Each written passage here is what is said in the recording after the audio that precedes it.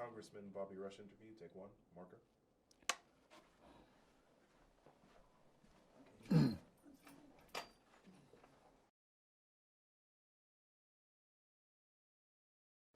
As I recall, Obama was the Chicago representative of a voter registration effort, a national voter registration effort. And I was a senior staff person on the Clinton campaign, in the 92 election. And I was dispatched from Little Rock to bring a check for voter registration to Chicago and to deliver it to a fellow by the name of Barack Obama. And I recall when I went to the office, it was a big desk in a small office. I mean, but the desk was way out of proportion to the space, the office space in the basement down there. And the guy, we met, and he was behind the desk, and we talked for a while. Pleasant person, and I presented him a very large check for to do voter registration. We had a real wonderful meeting at that time. I mean, I thought it was great. I didn't think anything of it, and from that time we would see each other a lot. We lived in the same area, not the same neighborhood, but the same area of Chicago. And I would see him. I remember one Christmas morning, I went into a wine shop located on the south side on 53rd Street, and he was there buying wine for his Christmas dinner. I was surprised to see him. We had a pleasant conversation. So he was a part of the neighborhood, an activist, lawyer, and I liked him a lot. Well, he kind of came out of nowhere in terms of the overall African American community. I don't think that he was involved in terms of going through the different steps to being a politician. I don't recall him being involved in anybody else's campaign. That's normally how you would go. You'd help somebody else, and then when it's your turn, you ask for help also. But I don't think he went through that. But I think that those who knew him, and certainly the liberal community, white liberals, some of the elitist kind of folk, they knew him, were impressed with him, and really encouraged him to get into politics. I think Obama came to Chicago with the thought and the ambition of getting into politics. He had heard of the phenomenal success that we had in Chicago had with the election of Harold Washington as mayor of the city of Chicago. And I think he was inspired by that. So he wanted to come and get involved in it. Chicago was a hotbed of political, progressive politics. And he came and lived in Hyde Park. Then all of a sudden, I heard that he was running for state senator. Then there was an issue by the incumbent state senator, Alice Palmer, who decided she was going to run for Congress in the seat vacated by Gus Savage, I believe, who was a congressman from the 2nd Congressional District. And in that race, Jesse Jackson Jr. also was a candidate, as I recall. And Obama had made a promise that I wasn't in the room. This is what was reported, that Obama had promised Alice that if she did not win the primary for the congressional spot, that he would not run against her for the state senate spot. When Alice did not win the primary, Obama, I'm told, challenged her nominating signature, and she subsequently was removed from the ballot, and he became the state senator there. This is pretty well known, pretty well established in terms of his early beginnings. But again, he kind of jumped up, popped up out of nowhere in terms of the political climate and the political infrastructure, as broadly and as loosely based as it was. He kind of really popped up out of nowhere.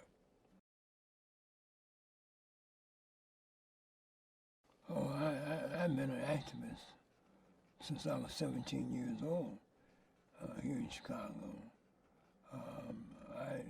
Even while I was in the U.S. Army stationed in Jackson Park, which is on the south side of the city of Chicago. At that time, it was a missile base. I was involved in the civil rights movement. I was going to demonstrations, political meetings. I was doing all that because my duty allowed me to do that, in that it was more like a job rather than being in the military. We had to show up for reveille at 7:30 in the morning, and at 4:30, unless you had extra duty, you were off. And I didn't live on base. I lived at 62nd and Elizabeth in Inglewood. And so I was able to, I met some people, and I found myself involved in the civil rights movement, the Black Power movement at that time. I was involved in the Student Nonviolent Coordinating Committee here. That evolved into the Panther Party, which I co-organized along with a fellow by the name of Bob Brown. During the Panther Party, we had such phenomenal programs: Breakfast for Children programs, free medical clinics, and we were radical, media savvy, and at that time, J. Edgar Hoover was head of the FBI, and the policy of the FBI was that the Panthers were the number one enemy of America, the number one threat to American security, and so all the law enforcement infrastructure of the nation was on the Panther Party, and so it became a focus of the media. And so we were media savvy, very media savvy. And then on December the 4th, 1969, the FBI, after a series of raids on Panthers across the nation and in Chicago, the FBI decided that in retaliation for a shootout that took place on November 13th, 1969, on December the 4th, 1969, they raided an apartment at 2337 West Monroe in the wee hours of the morning, killed Fred Hampton and Mark Clark, wounded 7 Panthers. According to the police informant's report, I was supposed to have been in that apartment. I was not in that apartment. But that created, the murder of Fred Hampton and Mark Clark, created such upheaval in the city of Chicago. You had a break. The black community, after the murder of Fred Hampton, completely severed its relationship to the daily machine, to the daily Democratic machine, and elected a Republican to be our state's attorney. The black community did this. And so my involvement, my name, my commitment to the African American community and to progressive politics. We weren't just operating in the African American community. At that time, we had coalitions. As a matter of fact, the term, the Rainbow Coalition, was coined by a member of the Black Panther Party by the name of Bob Lee, and that reflected our organizing among some Appalachian whites who lived in the uptown area of Chicago. They had an organization called the Young Patriots. There was a Hispanic organization that in the Humboldt Park area. It was called the Young Lords. And of course, the Panther Party. We created an alliance, a coalition, media-savvy, organizing, controversial, but creating a relationship, a strong relationship, an abiding relationship with the African American community. That's where I found myself. I was elected to Congress in 1992 and sworn in 1993, along with Bill Clinton had been elected president in 1992, and I was elected to Congress. And cable was just kind of developing and flexing some muscle. On election night of the primary, March of 1992, I was in a room trying to figure out whether or not I had won. You know, what the results was, and I get a call on the phone. It was Bill Clinton telling me I had won the primary in Chicago. I was elected along with him after serving on his staff. And he joked to me that he was calling somebody else. He didn't even know his own results of the election. And he called somebody, another politician, tell them that they had just won. Dr. King showed the world, but he didn't show Chicago. Chicago knew, blacks in Chicago knew it was racist. I mean, the history of racial animosity and resistance and violence in Chicago goes all the way back to before Chicago was incorporated as a city. In 1919, there was a race riot.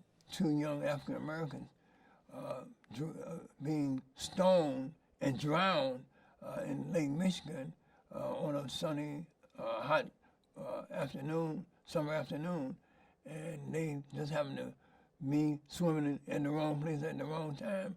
Whites on the beach started throwing rocks at them. I guess hit them, pelted them with rocks to the point that they drowned, and as a result of that, there was rioting going on, and I think there were about 19 African Americans who was killed. So, I mean, Chicago is steeped in racism. So Dr. King, he focused the attention on it once again at a time in the 60s where most of the nation was focused on Southern segregational racism, and then Dr. King came to Chicago because he wanted to expand the civil rights movement to show America that racism existed in northern areas also. Not necessarily the same kind of racism. We're talking about 2 forms of racism. Chicagoans have had public accommodations. We can, for years, fair housing and those kind of. No, that created the legal focus on the legal area to give us the legal rights to open out, even though it wasn't enforced. Chicago had the right to vote. You know, we elected first member of Congress in 1906. So we didn't have the same issues that they had in the South.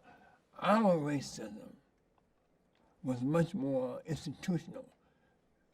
In some ways, just as vehement, just as powerful, just as deadly. It wasn't public accommodation. It wasn't the right to vote. You know, it was living in segregated communities. In the South, they didn't care how close you live, just don't get too big. In the North, they don't care how big you get, but just don't get too close. That was how we kind of described the different aspects of racism that existed. And today, still abounds in Chicago. Chicago is still in some ways locked into its racist past. The housing segregation in Chicago is still so very, very significant. Neighborhoods in Chicago are still segregated, highly segregated, extensively segregated, and public policy, especially in areas of law enforcement. Those police are dispatched in a very segregated pattern as it relates to Chicago today. The legacy of racism is still profound here in the city of Chicago. Well, he had credentials. He had the credentials, very impressive credentials. But he didn't have community credibility.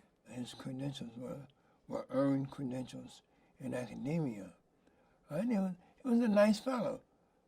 He is a nice fellow, and he's a very impressive individual, very, very articulate, very handsome.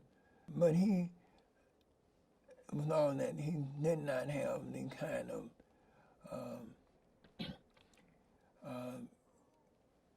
gut relationships.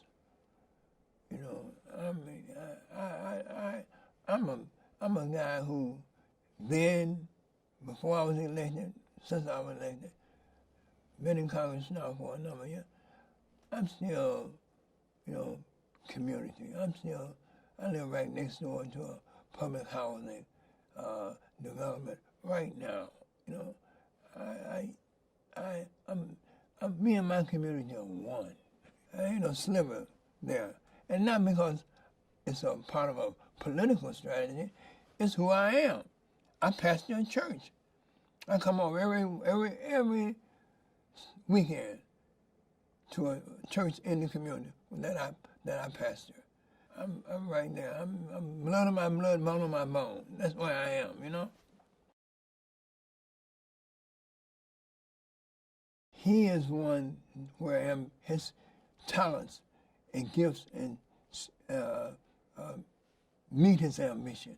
There's some who are ambitious but don't have the requisite talents, skills. Obama has an abundance of talents and skills for his ambition. When I made that statement was as a result of Obama completely surprising me. I'm thinking that Obama and I are buddies. We know each other. We walk down the same walk. We bop to the same tune, all right? And then all of a sudden the guy challenges me, and out of the blue. So I made that statement that he was blindly, because what happened to our personal relationship? If he had a problem with me, why didn't he come and talk to me about it?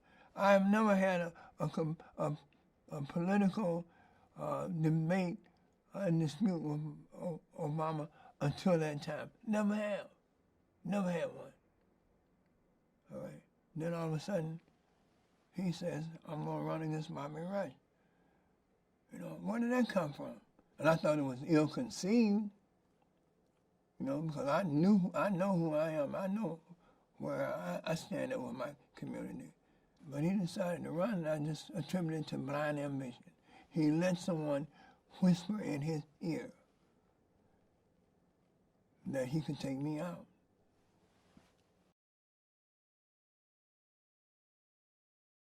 No, he put it out of nowhere. That was the blindness of his approach. this was in 1992. I mean, we had elected Harold Washington, mayor of the city of Chicago, in 1983, re-elected him in 1987, and so this is 1992. I was elected. He ran against me in the year 2000. That was just political rhetoric. And that was him trying to justify crossing me out, stabbing me in the back. I had the support of the black community. I had the support of the black community. It was important pastors because I had just graduated from the seminary 2 years prior to that. Myself, I was an active member of a church and believing in the gospel of Jesus Christ. I mean, I was all of that. And I fed hungry children. I've given free clothing to people. I put myself on in the crosshairs of the police department for my community. It might have been yesterday's news, but that's because you're an outsider looking at it. The people who I had made those kind of contributions to their life, it wasn't old news for them because I was the same guy continuing to work and had served in the city council on the forefront and still in my community during the whole Washington, Manila Act, 29, 21, these local council wars that existed in Chicago. I was on the right side of history as it relates to my community. So when did that become old news? And to who is it old news? If you're a victim, it ain't old news.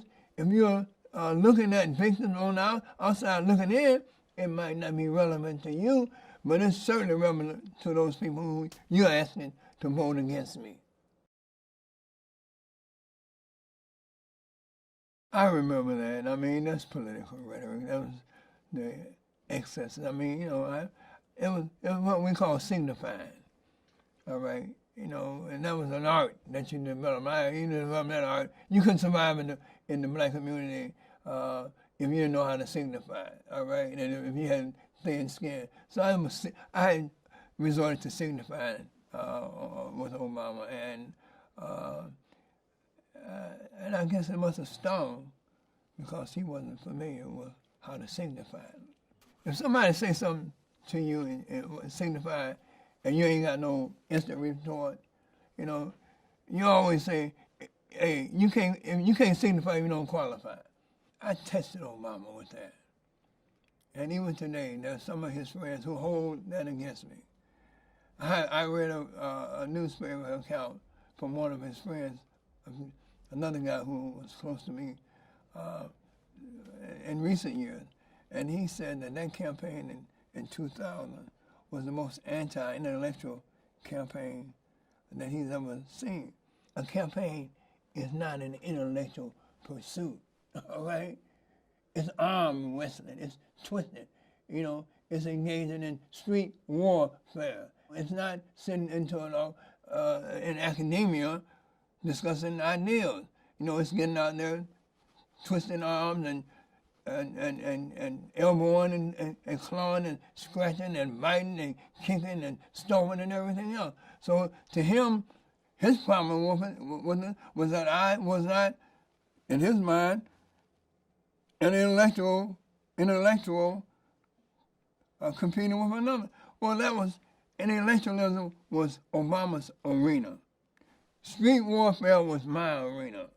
That's what, and I wanted to bring Obama into my arena rather than me trying to go into his arena. Not that I couldn't do the intellectual bit.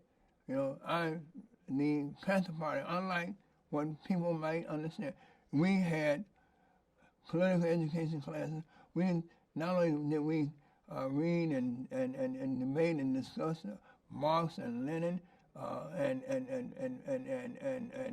Immanuel Kant and Nietzsche and all these thinkers, great thinkers. We had classes around these guys.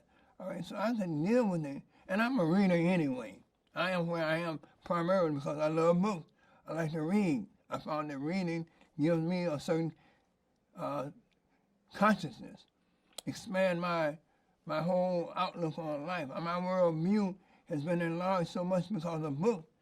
All right, so I can do the intellectual stuff, but I'm primarily a person that lives and is motivated by helping people and working on behalf of the least of these. My intellectual proclivities are in service to fallen humanity. So I'm going to be there with fallen humanity on the outside.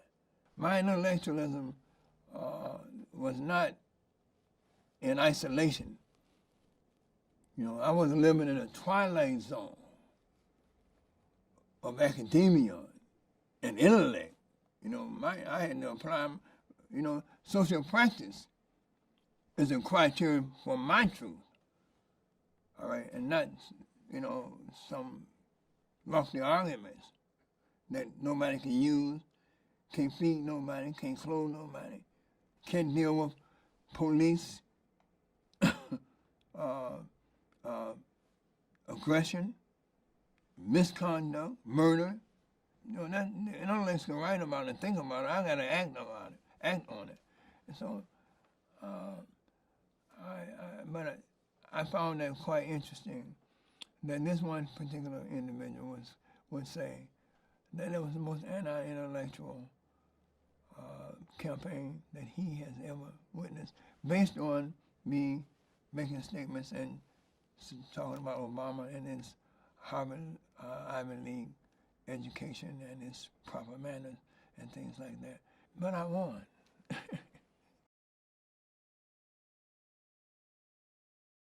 I've had to wrestle with this since that time.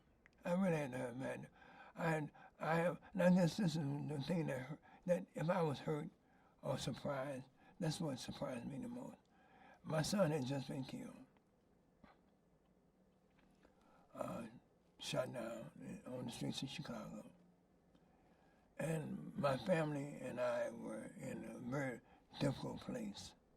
For him to challenge me at that point, they kind of destroyed, and at that time, whatever sentimental attachment I had to him, because we were really hurting, and then I had to, engage in a campaign against someone who I viewed as being a friend.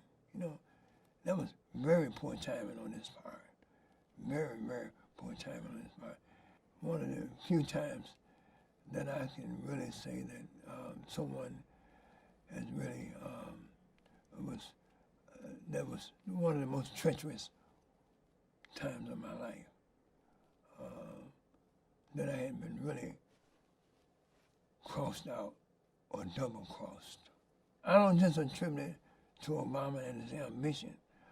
I attribute it to those who were whispering in his ear that you should take Bobby Rush out, that you could be a better congressman.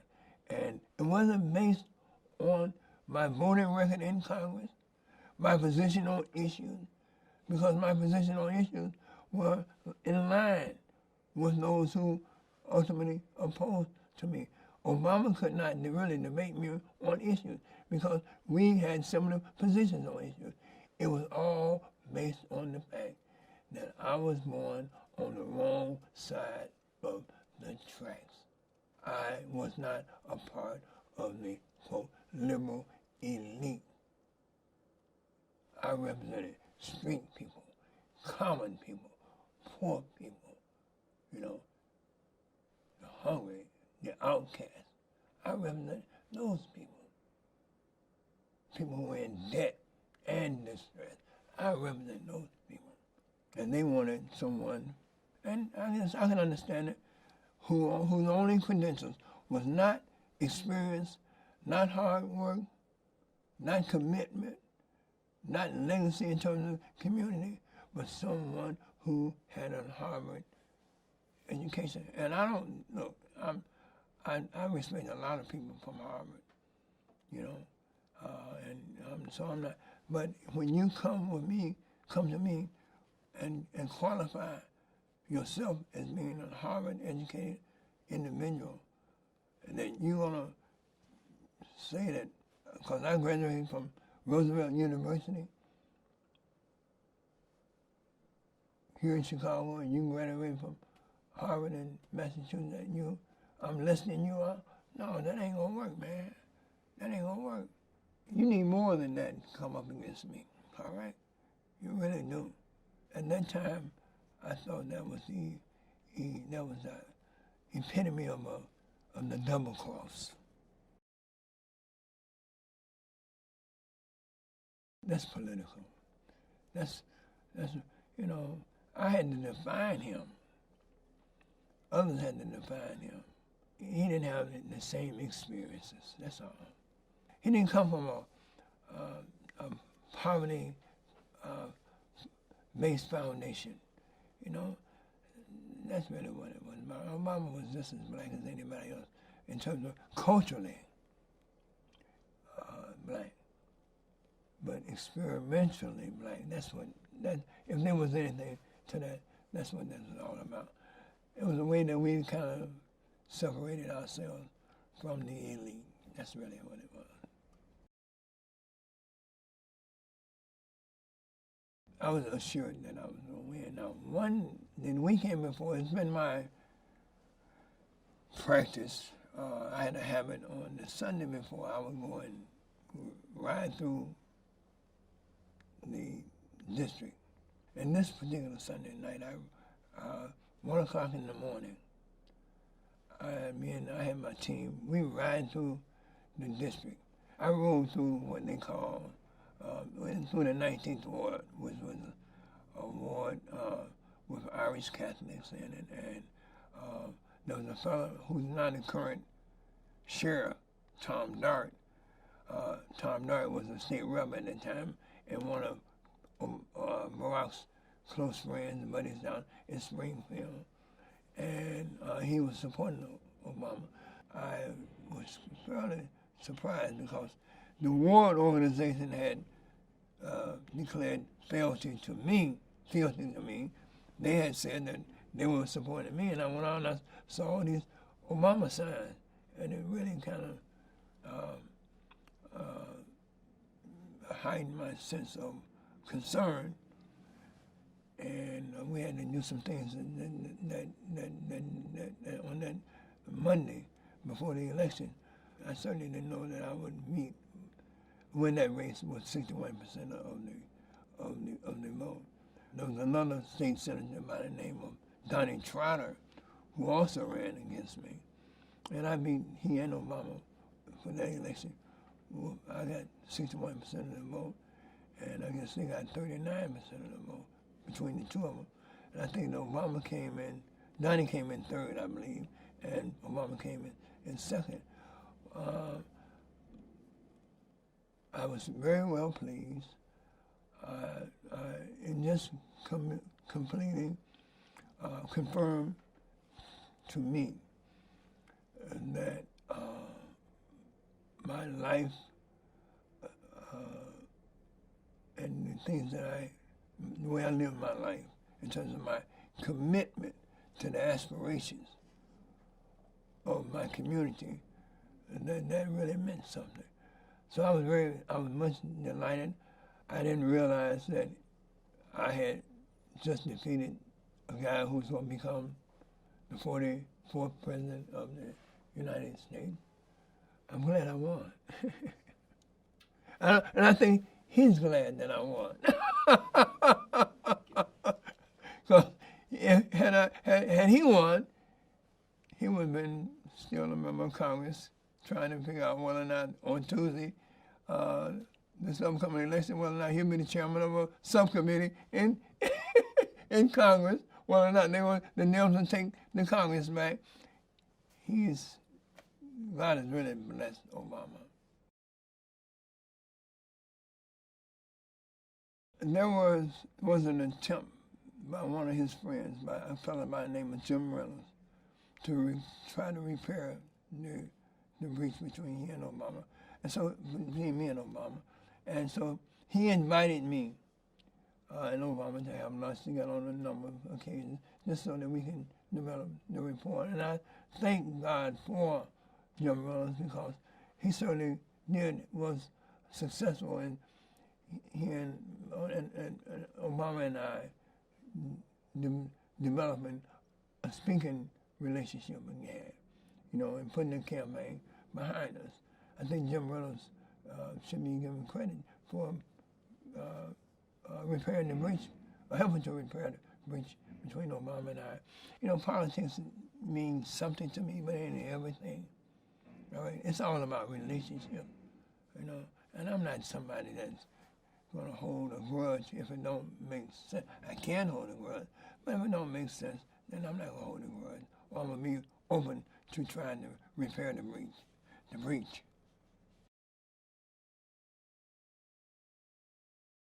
I try to discipline myself to, before I really make a move, make a major decision, to always consult with, in my faith, we call it the Holy Ghost, with the Bible and with God. When Obama ran, I was really torn when he ran for the Senate. I was torn because of what he had done to me at the time that he did it. When my family was in a very hurtful and harmful place, I went to the Bible and I did a word search with the name Baruch. It's the Hebrew name for Barak. The name Baruch, as I recall, means one who God delivers. That told me that Obama was divinely ordered.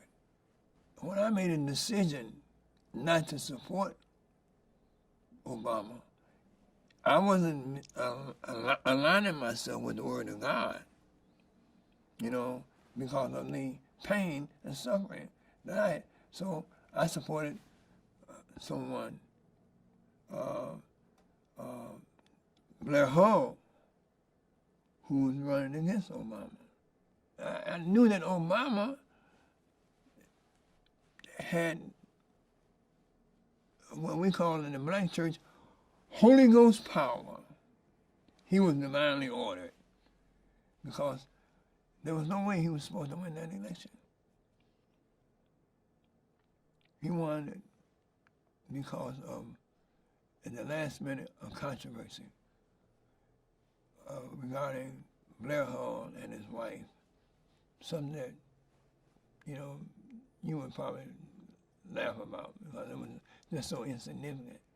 He's operating with supernatural sentiments on his side. How do you fight that? I felt as though Barak has an anointing from heaven with him and on him.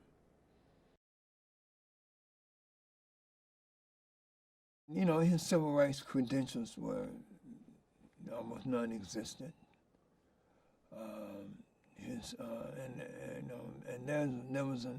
There's an aristocracy of civil rights, political leadership, is even today, and he didn't come from that aristocracy, and so he was an outsider. There were a lot of people then, still is, that felt as though he was being a tool of others' political aspirations, or that they were seeking power through him for themselves, and some people resented that. We have this problem in America, and we certainly have it in the African American community, but all communities, of how do we deal with elites? Obama represented the elite rather than the ordinary person. political campaigns for higher office, especially at the highest office in the land, is always a battle, most of all, between the elites. And the elites have this capacity to, and it's in their interest, to utilize common people in order as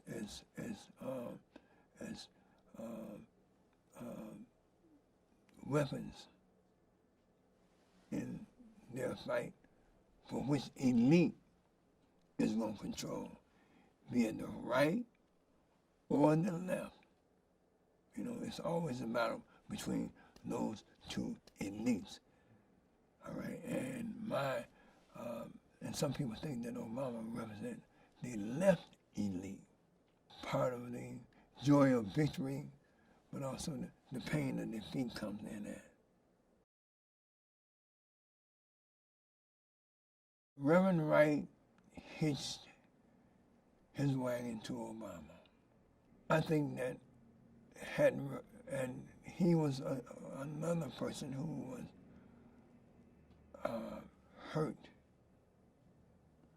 by his treatment of Obama. I think that Reverend Wright would have been very good to Obama, good for Obama, and really given an opportunity for the give and take to discuss what it would take for him to be associated with Obama at that level. His relationship with Obama was severed when he was kicked to the curb. In the manner he was kicked to the curb, that created a lot of problems. You know, in the spirit of the African American community. You know, look, I am a minister, I am a pastor, I'm a believer in the gospel of Jesus, I'm in the Bible. Every president needs a prophet. Every president needs a prophet. Every leader needs a prophet. Every pastor needs a prophet. You need someone who will tell you things that you might not want to hear, or those who are associated with your public output. But you need somebody who's going to tell you the truth. And I think Reverend Wright would have told Obama the truth, some of the truth that he needed to hear. If Reverend Wright had been there as the prophet to the president, speaking a prophetic voice to the president, then I think Obama would have been a more effective president. And his results, some of his legacy would have been much more profound, and he's got a profound legacy, especially as it relates to Obamacare. But it would have made such a difference in the life aspirations of so many poor people across the nation.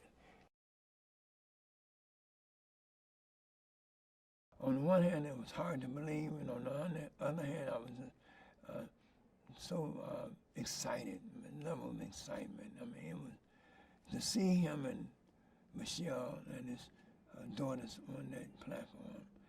He's been the president of the United States. That was a moment that you never forget. I have felt that moment, something akin to that moment, with Harold Washington, when Harold Washington was elected mayor of the city of Chicago. So the trajectory between Harold and Obama in Chicago, I mean, it was just euphoric. I felt very, very empowered, excited, had a high sense of expectation. Heaven had spoken.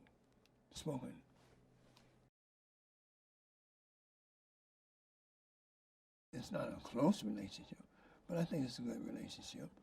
You know, I've had my problems with his administration, with how he's conducting himself. I mean, I look out and look at communities that I care about, and I wonder why not? Why are they still in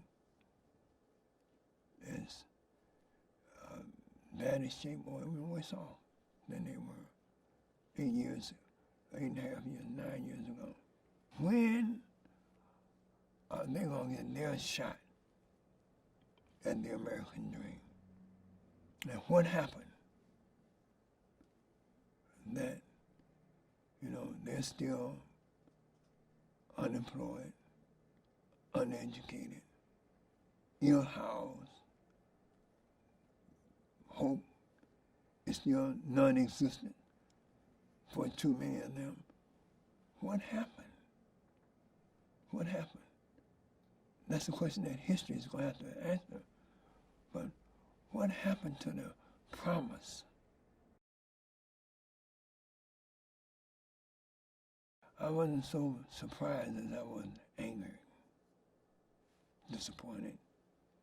And look, the Republicans were hell-bent on not giving him no respect, no consideration, not giving him any support at all.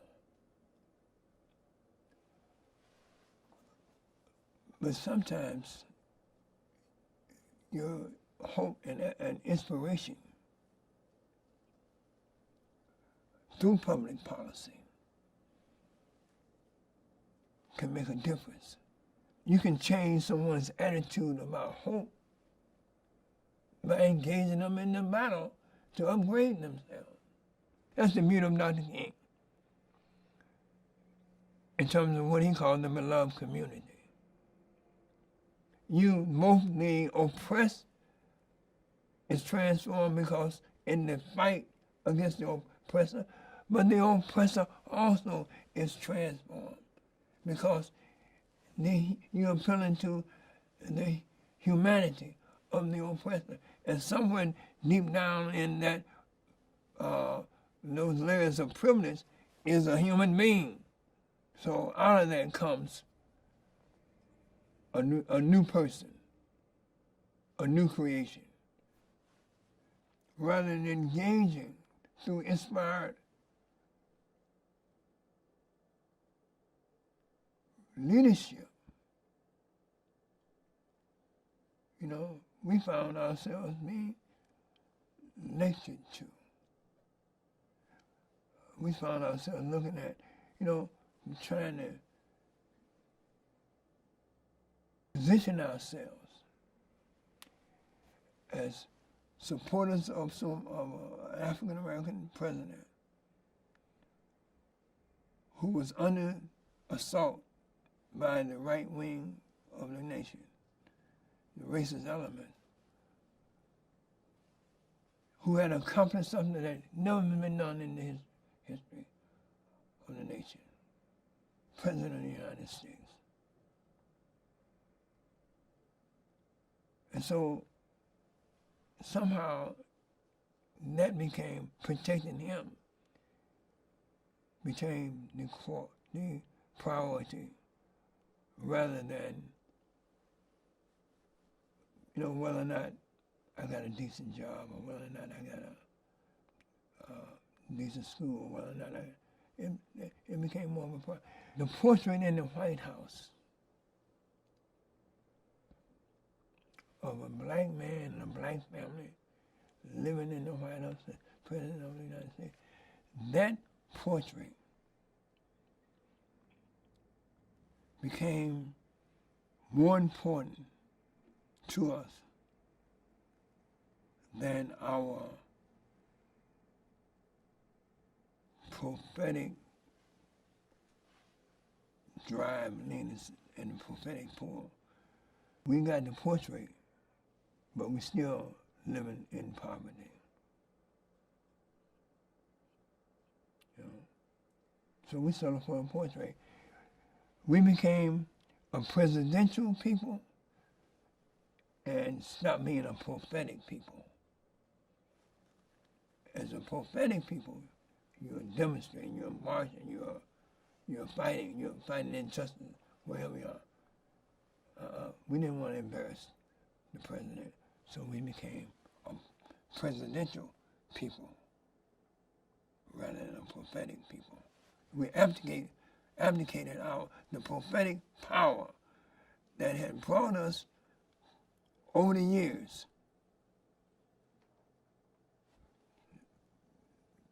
In the history of this nation, we abdicated that because we felt as though we had arrived, and we had not arrived.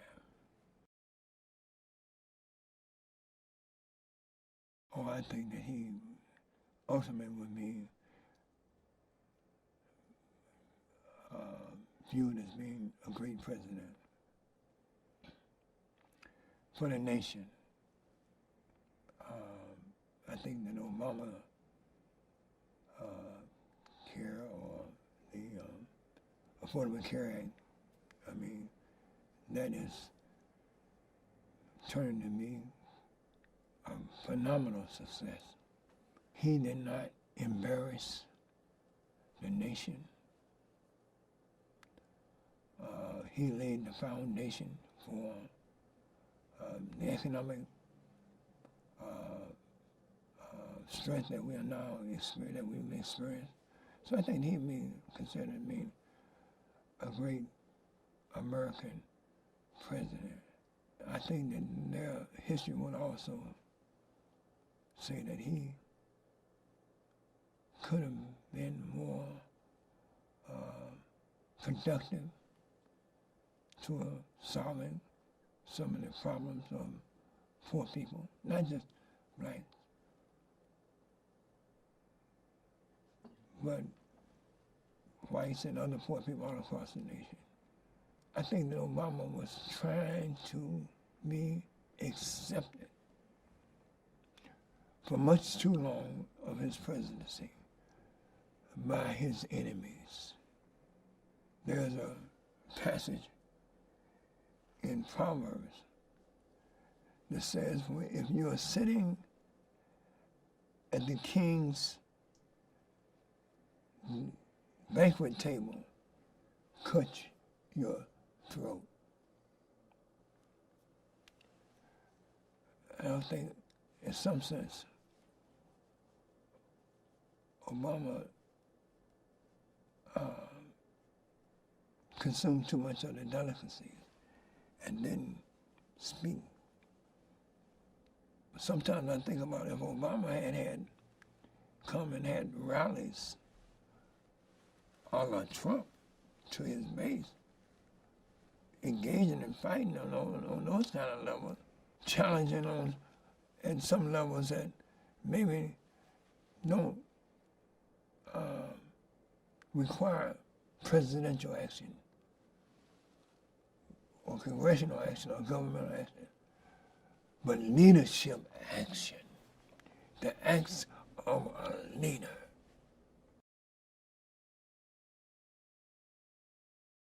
Something was missing in his response. I think that he was prioritizing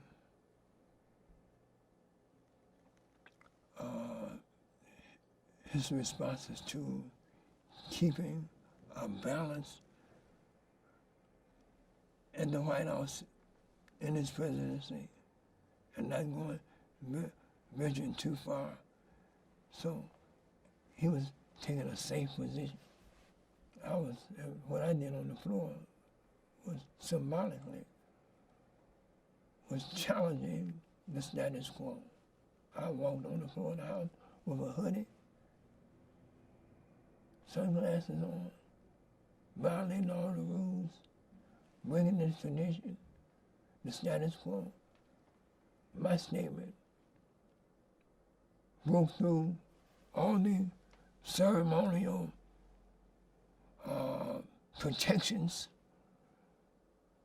the rules that the House was, over the years, had surrounded itself with, breaking through it and speaking directly to those young people out there who was demonstrating and saying, there's some of us here who know and identify with whatever you are doing, whatever you're saying, you're marching, you're challenging,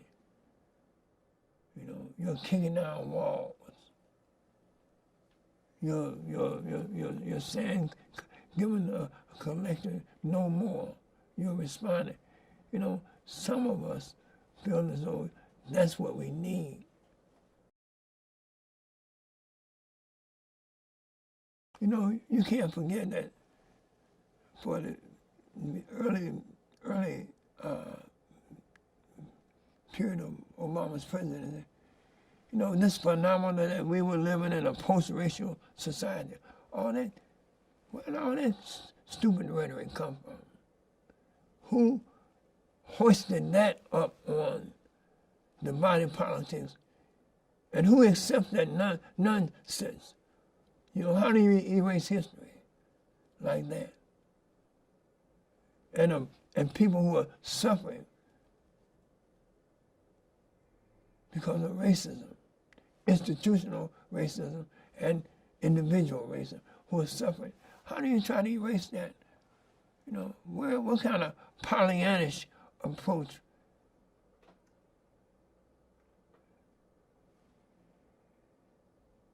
calls for that?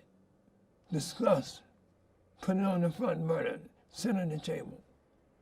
And we need to move, my dream and go, it's like Dr. King, move beyond the racial divide.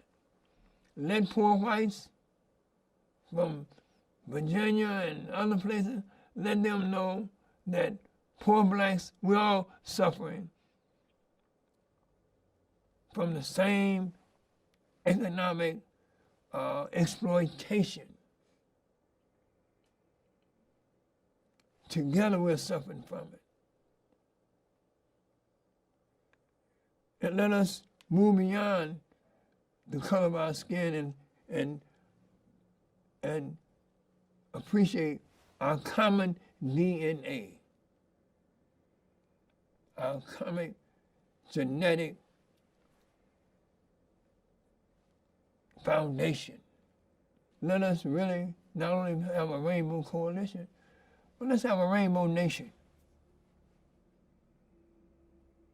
Where we're fighting for one another based on the love that we have for one another, the love of each other, and the fact that we're all supposed to live a righteously good life. We can do it, but not if we have these elites dividing us and declaring, having us, influencing us, persuading us that we should be at war with one with another. That is so insane. When he was elected to senator, he was not so centered in the elite. But you got to understand, the elite picked him up and projected him as their champion, and that's when he became more more of a product of the elites. But that was a decision that he made. I talk about being a prophet, but the lifespan of a prophet is short. It's a lethal occupation or profession. So you have to make your choice. Most prophets die at a very early age. So there is a sacrifice to being a prophet. He has a prophetic heart. His prophetic heart is why he joined Jeremiah Wright's church in the first place. That prophetic spirit somewhere along the line in terms of them being a politician and president. You know, one became dominant over the other. I think that Trump is the right-wing elite's antidote to the Obama administration. They decided that they would not cooperate, help, recognize, respect a black president, especially someone who had a progressive, populist viewpoint. He appealed to an element that is in much pain as any segment of the society that's not of that well off. They're hurting.